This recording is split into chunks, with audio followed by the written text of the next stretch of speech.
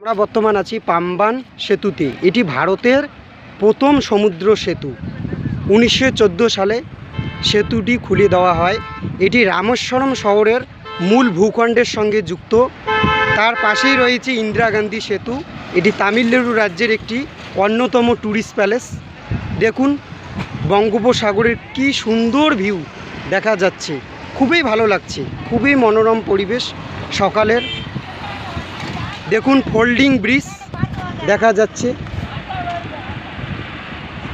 এটি হলো ভারতের প্রথম সমুদ্র সেতু, যেটি তামিলনাড়ু রাজ্যের রামেশ্বরমে অবস্থিত। এরপর আমরা ধনুষকুটিতে যাব, তার পাশাপাশি এপিজে আব্দুল কালাম মেমোরিয়ালও যাব।